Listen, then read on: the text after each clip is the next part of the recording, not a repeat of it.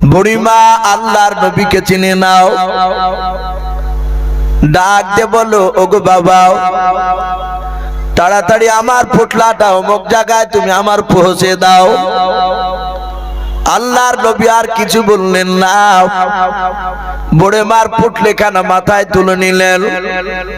বুড়িমা বলে বেটা তুমি আগে আগে চলো, নবী বলেন নাও। বুড়িমা আপনি আগে আগে চলুন, আমি আপনার পেছন পেছন যাব, কারণ আপনি বয়স্ক মা, আপনাকে পেছন করে হাঁটা এটা আমার বেয়াদবি হবে। বুড়িমা আগে আগে হাঁটে, আল্লাহর নবী পুটলা মাথায় করে নিয়ে পেছন পেছন হাঁটে। কোন কোন মুফাসসির কেরাম লিখেন ওই বুড়িমার বয়স প্রায় ৭৫ বাদে পার হয়ে গিয়েছিল। বুড়িমা অনেকটা দূর যাওয়ার পর একটা গাছের ছায়া তলে দাঁড়িয়ে গেল। ডাক দিয়ে বলে বাবা আমি মাজাটা সাত করে নিয়ে একটু এখানে আরাম করে নি। বাবা রে অনেকটা রাস্তা পায়ে হেঁটে আসলাম, দৌড়ে এসেছে বাবা, আমি আর চলতে পারি না, একটু আরাম খেয়ে নি। বুড়িমা আরাম খাওয়ার জন্য বসে পড়লাম। আল্লাহর নবীকে বলে বাবা পোটলাটা তুমি রেখে দিও, তুমি একটু আরাম খেয়ে নাও। আল্লাহর নবী বলেন মা আপনি আরাম খান, আমার পোটলা নামানো লাগবে না। ও বাপজি ভাইয়েরাও, জানি না আপনারা জানেন কি শুনেছেন কি আমার জানা নাই, আল্লাহর নবীদের দেহতে আল্লাহ এত শক্তি দান করেছিলেন। আল্লাহর নবী বলেন আদম আলাইহিস সালাম থেকে নিয়েও আমি রাসূলুল্লাহ পয়গম্বর মুহাম্মদুর রাসূলুল্লাহ সাল্লাল্লাহু তাআলা আলাইহি সালাম পর্যন্ত যত নবী রাসূল আল্লাহ দুনিয়ার বুকে পাঠিয়েছিলেন, আমার নবী বলেন এক একটা নবীর দেহতে বাপজি এত শক্তি আল্লাহ দিয়েছিলেন, দুনিয়ার 4000 যুবকের বাবা শক্তি মিলে যতটা হয় ততটা শক্তি আমার আল্লাহ এক একটা নবীকে দান করেছিলেন। বলুন সুবহানাল্লাহ। সেই নবী পুটলা মাথায় করে নিয়ে দাঁড়িয়ে বুড়িমা কিছুক্ষণ ধরে বাবা আরাম খাওয়ানোর পর আবার লাঠিকানা হাতে করে নিয়ে টুক টুক করে আগে আগে চলতে শুরু করলাম। বুড়িমার গন্তব্যস্থলে পৌঁছে গেল, নবী চলে গিয়েছে। বুড়িমা বলল বাবা আর এখান থেকে যাওয়া লাগবে না রে বাবা, এখানে পোটলাটা রেখে দাও, ওই আব্দুল্লাহর ছেলে মোহাম্মদ আমাকে আর ধরতে পারবে না, আমাকে আর মারতে পারবে না, তার হাত থেকে আমি বেঁচে গিয়েছি রে বাবা। আল্লাহর নবীজি বাবা কথাটা শুনে মুচকে হাসে দিলেন। বুড়িমা সারা পৃথিবীর দরদি নবীকে চিনে নাও, রহমতের নবীকে বাপজি তার ব্যাপারে সে জানে নাও, শুধু তার ব্যাপারে বাপজি আবু জেহেলরা খারাপ কথা প্রচার করেছে। আল্লাহর নবী পুটলা কেন বাপজি রেখে নিও। নবী বলেন বুড়িমা এবার আমি আসি। বুড়িমা ডাক দিয়ে বলল বাবা একটু দাঁড়িয়ে যাও। আল্লাহর নবী দাঁড়িয়ে গেলেন, বলে মা তাড়াতাড়ি বলো। ডাক দিয়ে বলো বাবা তুমি আমার পুটলাটা নিয়ে এসে আমার বড় উপকার করলে। বাবা রে তুমি শুনে নাও ক টাকা নিবা তার বিনিময়ে বলে পারিশ্রমিক হিসাবে। আল্লাহর নবী বলেন মা আপনার কলিজার টুকরা যদি সন্তান যদি বেঁচে থাকতো, ওগো মা আপনার ছেলে যদি পুটলা খানা যদি মাথায় করে নিয়ে আসতো আপনি কি টাকা দিতে পারতেন না? আপনার কাছে টাকা নিতে বলল। বুড়িমা বাবা আল্লাহর নবীর চেহারার দিকে বাপনি চাতক পাখি নাই চেয়ে দেখতেছে। আল্লাহর নবী বলেছে বুড়িমাও আপনার সন্তান পুটলা নিয়ে আসলে টাকা দিতে পারতেন না, ছেলে নিতে পারতো না। বুড়িমা মনে করবেন আমি আপনার ছেলের মতো আমি ছেলে। আল্লাহর নবী বলেন মা 1 টাকা আমি নেব না। বুড়িমা ডাক দে বলো বাবা রে এরকম লোক মক্কা নগরে পাওয়া যায়। আল্লাহর নবীজিকে ডাক দিয়ে বলে বাবা একটু বলো তুমি কার সন্তান, তোমার আব্বার নামটা বলো। তোমার নাম বলো, তোমার মার নামটা বলো রে বাবা। কেমন সেই মেয়েটা ভাগ্যবতী রমণী, যার পেট থেকে এত দামি বাচ্চা জন্ম নিয়েছে। আল্লাহর নবীজি ডাক দিয়ে বলে, বুড়ি মাও, বুড়ি মা চিনতে পারেন না আপনি, আমাকে বলে নাও। বলে, বুড়ি মা, যেই আব্দুল্লাহর ছিল মোহাম্মদের ভাই, আপনি বাড়ি ছেড়ে এত দূর পালিয়ে আসলেন, সেই আব্দুল্লাহর ছিল আমি মোহাম্মদ রাসূলুল্লাহ সাল্লাল্লাহু তাআলা আলাইহি ওয়াসাল্লাম। যাহাতে বাপকে নবীজির পরিচয়টা দিয়ে দিয়েছেন, আল্লাহর নবীর নাম শোনার পর বুড়ি মার বাবা আর থাকতে পারলো না। নবীর চেহারার দিকে যে হাওয়া করে কেঁদে উঠল। বুড়িমা ডাক দিয়ে বলে, বেটা তুমি সেই নবী? বলে হ্যাঁ। সাদাতে বুড়িমা নবীর হাত ওখানে জুড়ে ধরে কেঁদে কেঁদে বলল, রে বাবা আমি বাড়ি থেকে এসে অন্যায় করেছি বাবা, আমি তোমাকে চিনতাম না। এই বেটা তুমি যদি আব্দুল্লাহর যদি প্রকৃতি যদি সন্তান হও, সেই যদি নবী মোহাম্মদ তুমি হও, আমার ধারণা তোমার দ্বারাই কোনো মানুষ কষ্ট পাবে না। বলুন সুবহানাল্লাহ। নবীর হাতে হাত দিয়ে কলমা পড়ে নিলেন বাবা। এ হচ্ছে বাপজি রাসূলুল্লাহর চরিত্র। আল্লাহর নবী বলেন, গো সাহাবায়ে কেরাম, যতদিন তোমরা বেঁচে থাকবা শুনে নাও, আমার চরিত্রকে যদি তোমরা ফলো না করে, আমি যেইভাবে চলেছি সেইভাবে যদি তোমরা না চলো, ওরে আমার সাহাবা, মৃত্যুর পর কিয়ামতের ময়দানে যদি তোমরা বলো আমি আখিরি জামানার পয়গম্বরের উম্মত, আমি পয়গম্বর রাসূল কথা দিলাম, আমার সুন্নাত অনুযায়ী আমার তরিকা অনুযায়ী যদি না চলতে পারো, কিয়ামতের ময়দানে আমি বলবো ফালাইসা মিন্নি, তোমরা আমার উম্মত নয়, তোমরা আমার উম্মত নও। ও বাপজি ভাইরা, কিয়ামতের ময়দানে যদি আল্লাহর নবী একবার যদি আমাদেরকে অস্বীকার করে দাও, তুমি আমার উম্মত নাও, বলুন সেদিন কার পার হতে পারা যাবে? কথা বলুন। ও বাপজি ভাইরাও, আল্লাহর নবী জনাবে মুহাম্মদ রাসূলুল্লাহ সাল্লাল্লাহু তাআলা আলাইহি ওয়াসাল্লাম সাহাবাদেরকে বাপজি বলে দিলেন, ওগো আমার সাহাবারা, এমন ব্যবহার দেখাবা যে ব্যবহারে কোন মানুষ যেন আঘাত না পায়, কষ্ট না পায়। যদি আঘাত পেয়ে থাকে তাহলে তোমরা মৃত্যুর আগে ওই লোকটার কাছ থেকে তোমরা ক্ষমা চেয়ে নেবাও, নাহলে আল্লাহ কিয়ামতের ময়দানে তোমাকে মাফ করবে না। আল্লাহর নবী সাহাবাদেরকে কথা বললেন বাবা। সাহাবারা ওই কথার দিকে আমল করতেছিলেন। আল্লাহর নবী যখন দুনিয়ার বুক থেকে বাবা বিদায় নিয়ে চলে যাবে, হাদিসে পাওয়া যায়, সিরাতে হালবিয়া বলে বাপজি একটি নবীর জীবনী পাওয়া যায়, উলামায়ে দেওবন্দের বাপজি লেখা ওই কিতাবটিতে পাওয়া যায়, আল্লাহর নবী ইন্তেকাল করার আগে নবীর মাথা যন্ত্রণা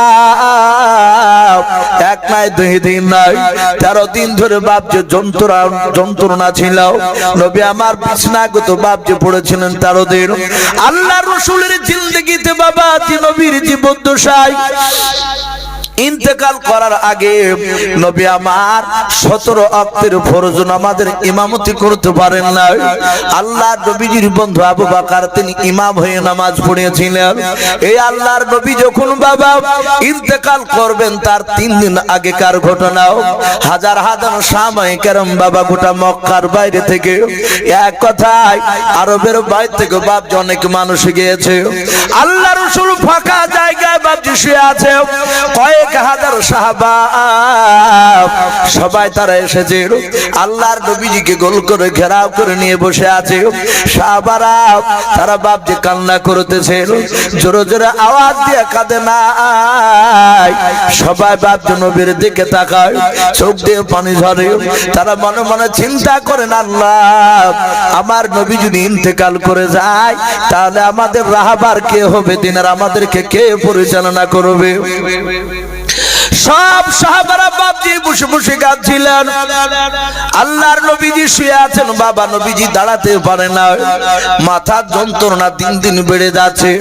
আল্লাহর নবী জনাবে মুহাম্মদ রাসূলুল্লাহ সাল্লাল্লাহু তাআলা আলাইহি ওয়াসাল্লামের ওই কথাটা বাপজি মনে পড়ে গিয়েছে। জিবরিল যে নবীকে বলেছিলেন, নবী আপনি বলে দেন বান্দার সাথে বান্দার হক মৃত্যুর আগে যদি আদায় করে না যেতে পারে, কিয়ামতের ময়দানে আল্লাহ তাকে মাফ করবে না। আল্লাহর নবী মনে মনে চিন্তা করলেন, আমি আল্লাহর নবী হতে পারলো, আমি তো আল্লাহর নবী আছে কিন্তু না নাও, তার সাথে সাথে আমিও তো একজন আল্লাহর বান্দা। বলুন সুবহানাল্লাহ। কি বান্দা না? কলেমা দিতু শাহাদাত বাপ যে আপনার দেখবেন, আশহাদু আল্লা ইলাহা ইল্লাল্লাহু ওয়া আশহাদু আন্না মুহাম্মাদান আবদুহু ওয়া রাসূলুহু, এটা কলেমায়ে বাপ যে শাহাদাত বলা হয়। দ্বিতীয় কলেমা বলি আমরা চলতি ভাষায়। ও বাপ যে ভাইরাও, ওই দ্বিতীয় কলেমাতে বলেন আল্লাহ এক এবং আল্লাহর মুহাম্মদ সাল্লাল্লাহু তিনি বান্দা এবং রাসূল। বলুন সুবহানাল্লাহ।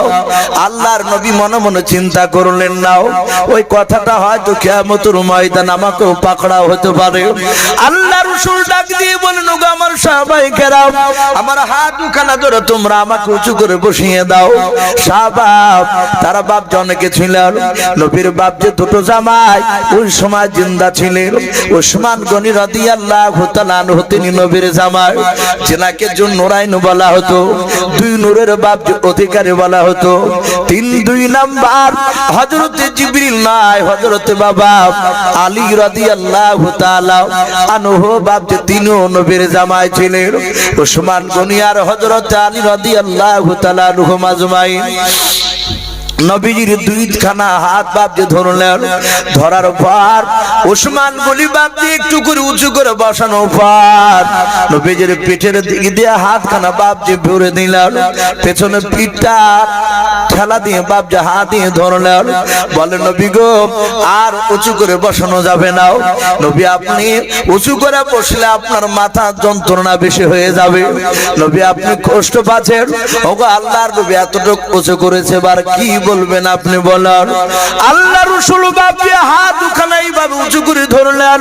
দরুদ নবী ডাক দিয়ে বলেন, আমার আবু বকর কোথায়? ওরে আবু বকর, হযরত আবু বকর সিদ্দিক রাদিয়াল্লাহু তাআলা আনহু বাপ যে নবীর ডান পাশে বসেছিল। যাহাতে নবী যে ডাক দিলেন, আল্লাহর নবী বলেন, আবু বকর তোমার হাত ওখানে আমাকে ধরতে দাও।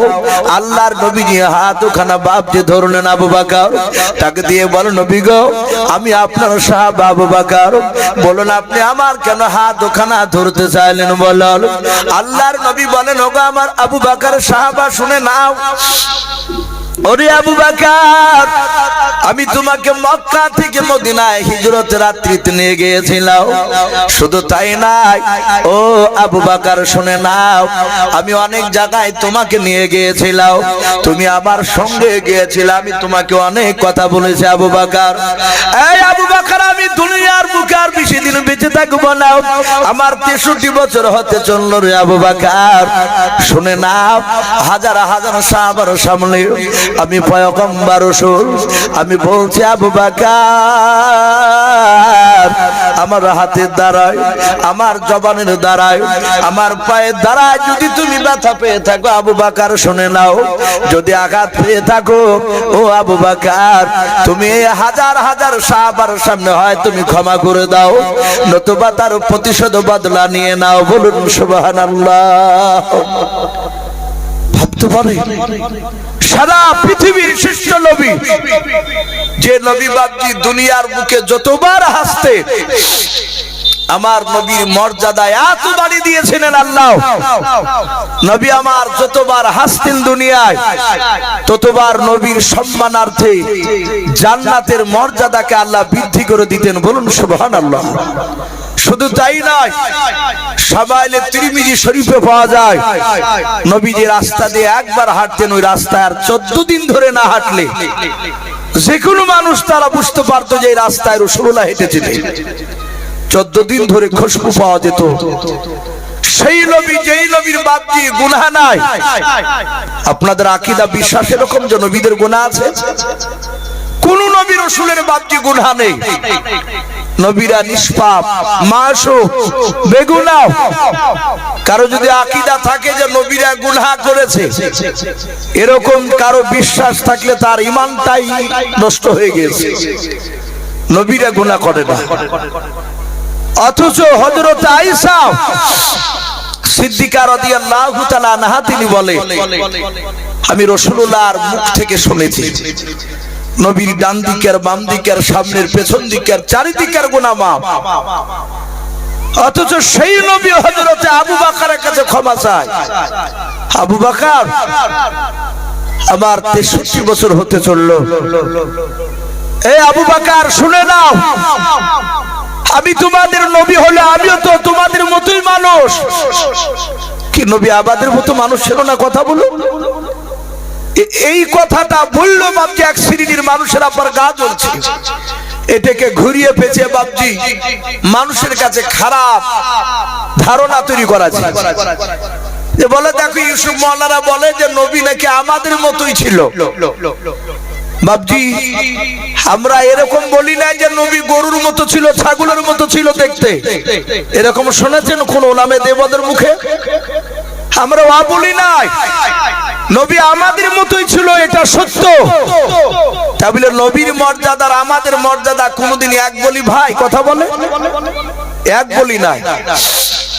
আমাদের শরীর ঘেমে গেলে গন্ধ বের হয়, কারো ঘাম যদি বেড়ে যায় কিছুক্ষণ পর তার কাছে মানুষ বসে বলে ভাই তোর গা গন্ধ করছে রে ভাই, এই ঘাম ঘাম গন্ধ করছে।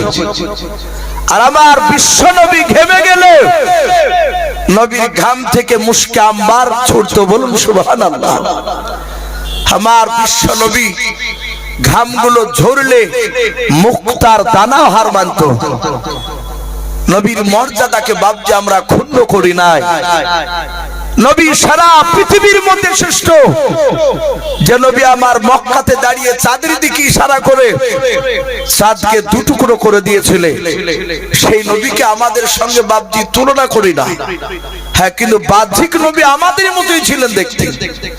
নবী আমার সাহাবাকে বলেন আবু বকর আমি তোমাদের মতোই মানুষ, আমি নবী রাসূল, আমি কলেমার দাওয়াত দিয়েছি, অনেক কথা বলেছি। সাহাবা আবু বকর যদি আঘাত পেয়ে থাকো তাহলে মাফ করে দাও, আর না হলে তার প্রতিশোধ বদলা নিয়ে দাও। যদি আমি তোমার কাছ থেকে ক্ষমা না নিয়ে যেতে পারি, কিয়ামতের ময়দানে হয়তো আমি রাসূলুল্লাহ আটকা পড়ে যেতে পারি। হযরতে আবু বকর সিদ্দিক রাদিয়াল্লাহু তাআলা আনহু বাবা নবীর হাত ওখানা ধরে কাঁদেন আর বলে নবী গাও ও নবীজি আপনি আমার কাছে ক্ষমা চাইবেন না নবী, আপনি জীবনে কোনোদিন অন্যায় করেননি। নবী আমি আবু বকর সর্বপ্রথমে আপনাকে আমি চিনতে পেরেছিলাম না। ও বাপজি ভাইরাও, আবু বকরের জীবনীতে পাওয়া যায় আবু বকর কাপড়ের ব্যবসা করতেন। উনি শাম দেশে বাপজি ব্যবসা করতে গিয়েছিলেন। আবু বকর বাপজি উঁচু ছিল, দেখতে ভালো ছিল। এই আবু বকর শাম দেশের বাজার বাবা কাপড় বিক্রি করা তার হয়ে গেল। বিক্রি করার পর আবু বকর বাজার ঘুরে ঘুরে দেখছিল। ও বাপজি ভাইরাও, আমরা অনেক সময় বাপজি আপনার বাজার ঘুরতে যাই, সামনে যে ইজতেমা আছে বাবা, অনেক মানুষ ইজতেমায় গিয়ে বাবা 5 ওয়াক্ত নামাজ পড়ি, পরে মাঝে মাঝে আমরা একটু ঘুরে ঘুরে দেখতে যাই না। আবু বকর বাজার বাপজি ঘুরতে ছিল, আর ওই শাম দেশের বাজার হাটের বাবা এক ইহুদি বড় পণ্ডিত আলে, কোন কিতাবে বাপজি তার নাম পাওয়া যায় বুহায়ের আরোহী। ইহুদির বাপজি তৌরাতের হাফেজ ছিল। ওই ইহুদির পণ্ডিত তৌরাত কিতাবখানা বুকে করে নিয়ে বাপজি বাজারে ঘুরে ঘুরে বেড়াচ্ছিল। সেও হঠাৎ করে আবু বকরকে দেখতে পায়। ইহুদির আলেমটা দৌড়ে যাওয়ার পর আবু বকরের সামনে গিয়ে দাঁড়িয়ে গেল। দাঁড়িয়ে যাওয়ার পর আবু বকরের পা থেকে মাথা পর্যন্ত বাপজি কয়েকবার দেখিল। তৌরাত কিতাবখানা খুলে খুলে বাপজি মেলানোর পর ডাক দিয়ে বলেছিল ভাই তোমার নাম কি? আবু বকর। হযরত আবু বকর বলেছিল হ্যাঁ ভাই আমার নাম আবু বকর। ওই ইহুদির আলেম বুহাইরা রহিম ডাক দিয়ে বলেছিল ভাই আবু বকর তোমার আব্বার নাম কি? আবু কুহাফা। আবু বকর বলে হ্যাঁ আমার আব্বার নাম আবু কুহাফা।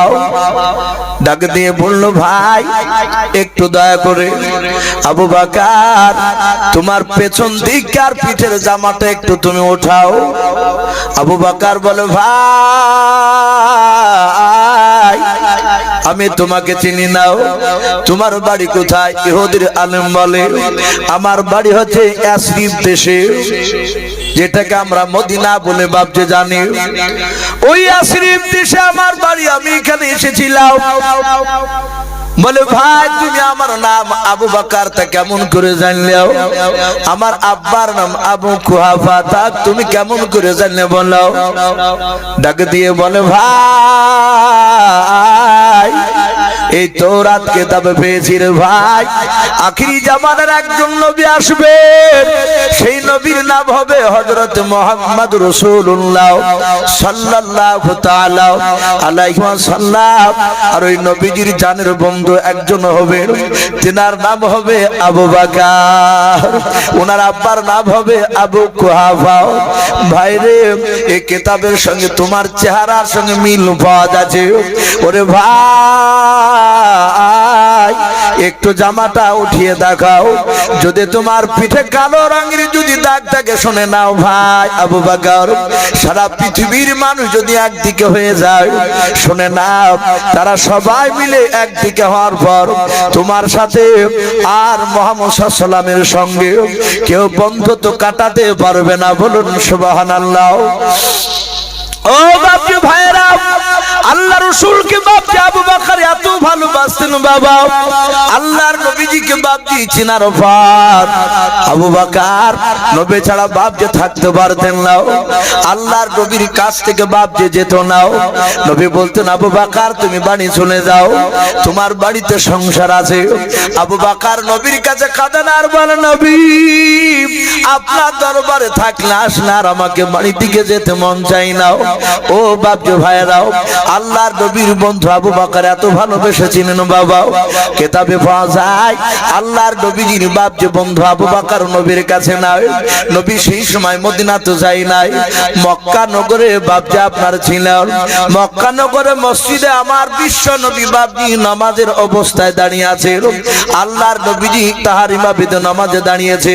আর ওই সময় বেঈমান উতবা সাইবারা বাবা দড়িকে বাবা ফাঁদ করে ফাঁসি করে দূর থেকে আমার নবীর গলায় বাপজি ভরে দিল।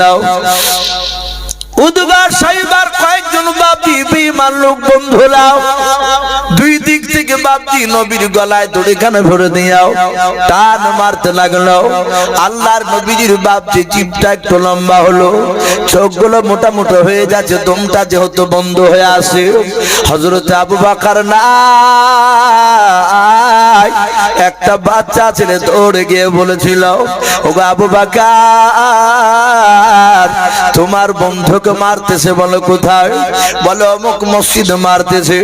ছোট ছোট বাচ্চা ছেলেরা পর্যন্ত জানতো রে বাবা আল্লাহর নবীজির জানের বন্ধু আবু বকর। বলুন সুবহানাল্লাহ। ও বাপজি আমাদের দুনিয়াতে আবু বকরের মতো বাপজি নবীর মতো বন্ধু তো দেখতে পাওয়া যায় না। অনেক সময় বাপজি দেখা যায় কিছুদিন বন্ধুত্ব বাপজি তৈরি হয়, একই জামা দুই বন্ধুত্ব বাপজি একই কালারিং জামা গায়ে দেয়, একই রকম প্যান্টের কালার বাপজি পরে। যদি বলে ভাই তোমরা খারাপ, তখন তারা হাসতে হাসতে বলে এটা আমার জানের বন্ধু। বলে জামা একই কালার, বলে হ্যাঁ ভাই আজ 8 বছর থেকে দুই বন্ধুতে একই পোশাক পরি, একই রকম কালার তৈরি করে। এই বলার পর আবার শোনা যায় ওই বন্ধুতে বাপজি বন্ধুকে পাটের ভুঁয়ে নিয়ে গিয়েও আপনার জবাই করে ফেলেছে, এরকম আছে কিনা? হযরত আবু বকরের সাথে বন্ধুত্ব বাপজি মক্কার সমস্ত লোকেরা জানতো। বাচ্চা ছেলেকে আবু বকরকে গিয়ে বলল ভাই আপনার বন্ধুকে মারতেছে। উতবা সাইবারা তারা গলায় দড়ি বেঁধে টান মারতেছে। আল্লাহর নবীর বন্ধু কিন্তু আবু বকর থাকতে পারলেন না। সোজা দৌড়ে যাওয়ার পর দেখে বাবা ওই মসজিদের বারান্দায় আল্লাহর নবী দাঁড়িয়ে আছে। আর ওই সময় হযরত আবু বকর দৌড়ে গিয়ে বাপজি নবীকে বাপজি পাঁজা মেরে ধরলেন। গলার বাপজি ফাঁসটা একটু ছুটে দেওয়ার পর মসজিদের পাশে বাপজি একজন সাহাবার বাড়ি ছিল, হযরত আবু বকর সিদ্দিক রাদিয়াল্লাহু তাআলা আনহু। বাপজি তার বাড়িতে বলেন ভাই তাড়াতাড়ি নবীর তুমি একটু দেখাশোনা করো। হযরত আবু বকর মসজিদে এসে আবার চিৎকার করে বলেছিল ভাই আল্লাহর নবীজি তোমাদের কেমন কোন আঘাতজনক কথা বলে নাই, তোমাদেরকে দুঃখজনক কথা বলে নাই, কেন তোমরা আমার নবীকে মারিলে বলো? উতবা সাইবা বলো গো আমার বন্ধুরা মুহাম্মদের বন্ধুকে তোমরা মারো। সবাই তারা ওই সময় বেঈমানেরাও আবু বকরের বাপজির শরীরে এতগুলো পাথর মারলো। পাথর মারতে মারতে আবু বকর কত বিক্ষত হয়ে আবু বকর বাপজি বেহুশে বাপজি মসজিদের মাটিতে পড়ে গেল। হযরত আবু বকর আর মনে হয় পৃথিবীর বুকে বেঁচে থাকবে না। উতবা সাইবারা তারা বলল আর আবু বকর বেঁচে নাই, চলো পালিয়ে চলো। সবাই তারা আবু বকরকে বেহুশ করে দিয়ে চলে গেল। আবু বকরের আব্বা কুহাফার কাছে কেউ জানে বলেছে ওগো আবু কুহাফা তোমার আবু বকর আর বেঁচে নাই। বলে কি হয়েছে বলো? ওই মুহাম্মদের সাথে থাকার জন্য তোমার ছেলেকে উতবা সাইবারা তারা ধরে ধরে মেরেছে। আবু কুহাফা তার বিবিকে সঙ্গে করে নিয়ে দৌড়ে চলে গেল। আবু বকর মা মসজিদে ঢোকার পরে বাবা আবু বকরের বাবা বুকে কানটা লাগিয়ে দেয়, দেখে হাতখানা বাপজি তার ধরে বলেন ওগো আবু বকর আব্বা আমার আবু বকর এখনো মরে নাই, জিন্দা আছে, তাড়াতাড়ি তুমি পানির ব্যবস্থা করো, দুধের ব্যবস্থা করো। বাপজি নিয়ে আসলেন। আবু বকরের চেহারায় বাপজি পানি বাপজি দিলেন ছিটাও, মাথায় পানি ঢাললেন। আবু বকর বাপজি জ্ঞান ফেরার পর হযরত আবু বকর জ্ঞান ফেরার পর বলছেন কাইফান নবী কাইফান নবী কাইফান নবী। হযরত আবু বকরের মা ডাক দিয়ে বলেছিল বেটা এই জ্ঞান ফেরার পর কেন ওই কথা তুমি মুখে আনলি? ওই নবীর কথা মুখে আনবি না। আবু বকর হুঁশ ফেরার পর জ্ঞান ফেরার পর বাবা বলেছেন মা বলো আমার নবী কেমন আছে, আমার নবী কেমন আছে বলো। ডাক দিয়ে বলো বেটা রে ওই নবীর নাম নেওয়ার জন্য তোকে মারতে মারতে মেরে ফেলেছিল, কিন্তু আল্লাহ তোকে হায়াত দিয়েছে, তুই বেঁচে আছিস। ওরে বাবা এই নবীর নামে মুখ দিয়ে নেবে না। হযরত আবু বকর বাপজি মুখে হাত দিয়ে বলল ঘুমাও, খবরদার ওই কথা তুমি মুখে আনবা না। এই বাপ তুমি যদি আমার চোখ দুটো দিয়ে যদি আল্লাহ রাসূলকে যদি একবার যদি তুমি দেখতে ঘুমাও তুমি কখনোই বলতে পারিতে না যে নবীর কাছ থেকে তুমি দূরে সরে যাও। ও বাপজি ভাইরাও এ ছিল সেই আবু বকর সিদ্দিক রাদিয়াল্লাহু তাআলা আনহু। নবীজিকে বাপজি বড় ভালোবাসতেন। আল্লাহর নবী দরদি নবী জনাবে মুহাম্মদ রাসূলুল্লাহ সাল্লাল্লাহু তাআলা আলাইহি ওয়াসাল্লামের হাত দুখানা ধরে বলেন নবী মাফ করবেন, আপনি আমার কাছে অন্যায় করেন না। নবী গো আমি অন্যায় করেছি আপনার কাছে, আপনি আমাকে ক্ষমা করে দাও। আল্লাহর রাসূল বলেন ওরে আবু বকর শুনে নাও আমি ক্ষমা করে দিয়েছি, তুমি বসে যাও। আবু বকর সিদ্দিক রাদিয়াল্লাহু তাআলা আনহু তিনি বসে পড়লেন। আল্লাহর নবী দ্বিতীয়বার হাত ওখানে এইভাবে উঁচু করে ধরলেন, ডাক দিয়ে বলে ও মা তুমি কোথায় আছো? আমার হাত ওখানে ধরো। উমার বাম পাশে বাপজি বসা ছিল। আল্লাহর নবীর নাম শুনে বাপজি উঠে গিয়াও নবীর হাত ওখানে দূরে কাঁদেন আর বলে নবী আপনার বড্ড কষ্ট হয়। ও নবী আমি ওমর আর সহ্য করতে পারি না। ও বাপজি ভাইরাও আল্লাহর নবীজিকে ওমর এত ভালোবাসতেন। ওমরের জীবনী তো পাওয়া যায় আল্লাহর নবীর উপর ঈমান আনার পর হযরত ওমর আল্লাহর নবীজি বলেন আমি দেখেছি আমার জীবদ্দশায় ওমর ঈমান আনার পর আমার সামনে ওমর এসে বসে গেলে ওমরকে দেখেছি আমি যতক্ষণ পর্যন্ত ওমরদের সামনে সাহাবার সামনে আমি কথা বলতাম, ওমর বসে থাকতো। আমার বিশ্বনবী বলেন আমি দেখতাম ওমর যতক্ষণ পর্যন্ত আমি ওমরের সামনে থাকতাম অতক্ষণ পর্যন্ত ওমর আমার চেহারার দিক ছাড়া অন্য কারোর দিকে তাকাতো না। বলুন সুবহানাল্লাহ। একভাবে নবীর চেহারার দিকে ওমর জি কাঁদতেন, দুই চোখের কোনা দিয়ে বাপজি ঝরঝর করে পানি ঝরতো। আল্লাহর নবী মাঝে মাঝে বলতেন ওমর তুমি অমন করে কেন আমার দিকে তাকে থেকে কাঁদো? ওরে ওমর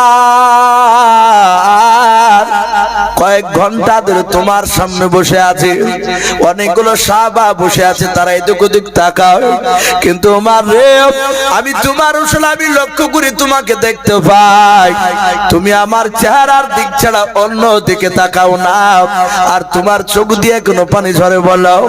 ওমর বাপজি নবীর কাছে হাত দুখানা জোড় করে বলেন ফেদা কাবি ওয়া উম্মি ইয়া রাসূলুল্লাহ, ইয়া রাসূলুল্লাহ, ইয়া হাবিবাল্লাহ, আপনার পায়ে তলে আমার বাবা কুরবান হয়ে যাও।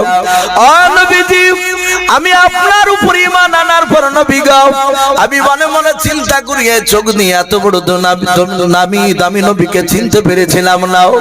ওগো আল্লাহর নবী যে দিন থেকে আপনাকে চিনতে পেরেছে সেই দিন থেকে নবী আমি মনে মনে প্রতিজ্ঞা করেছি নবী গো আমার যে বদ্ধশায় আপনি যতদিন বেঁচে থাকবেন নবী আপনার সামনে আমি যদি পৌঁছে যাই, আমি যতক্ষণ আপনি আমার সামনে আপনি থাকবেন আমি আপনার চেহারা ছাড়া অন্য কারো দিকে তাকাবো না। বলুন সুবহানাল্লাহ।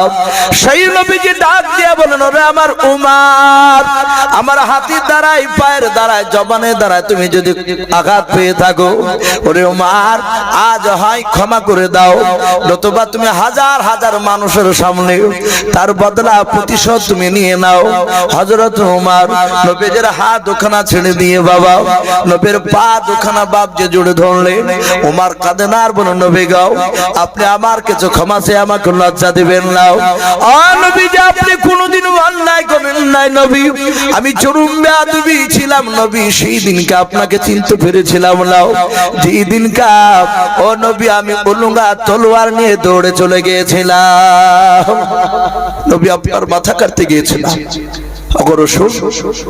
আমি বড় অন্যায় করেছিলাম সেদিন, সেই অন্যায়ের জন্য আমি আপনার কাছে ক্ষমা চাই, নবী মাফ করে দেন।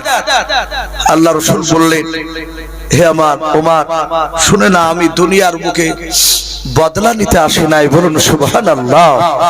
আমি রহমতের নবী, আমি বদলা নিতে আসি নাই। হে ওমর আমি সেদিনই তোমাকে আমি ক্ষমা করে দিয়েছি। বাপজি আমার বলার উদ্দেশ্যই যে সারা পৃথিবীর শ্রেষ্ঠ নবী জনাবে মুহাম্মদ রাসূলুল্লাহ সাল্লাল্লাহু তাআলা আলাইহি ওয়াসাল্লাম তিনি সাহাবাদের সামনে ক্ষমা চেয়ে এটা পৃথিবীর মানুষকে বাপজি দেখে দিয়েছে। নবী বলেছিলেন সাহাবাদেরকে, সেটা আবার নবী ইন্তেকাল করার আগে সেটা আমল করে দেখে দিয়েছে। তাই প্রতিটা বাপজি ভাইদেরকে বলবো বাপ আমরা জেনে শুনে ইচ্ছাকৃত আমরা কোনো মানুষকে আঘাত দিব না। বলুন ইনশাআল্লাহ, বলুন ইনশাআল্লাহ। যদিও দিয়ে থাকেন বাপজি সে গরিব হোক, সে মাঠে কাজ করো, আপনি যতই টাকা পয়সালা মানুষ হন না কেন ওখানে হোক্কা দেখাবেন না, আপনি তাকে ডেকে নিয়ে তার হাত দুখানা ধরে তার কাছে একটু ক্ষমা চাইবেন, না হলে মৃত্যুর পর বড় বিপদ। সেদিন বাপজি হয়তো ওই ছেলেটার কারণে আপনাকে জাহান্নামে যাওয়া লাগবে। ভাই যেহেতু এখানে বাপজি আরো অনেকগুলো বক্তা রয়েছে, 7:30টার সময় জামাত হবে, নামাজের গুরুত্ব দেওয়া বাপজি এটা দরকার।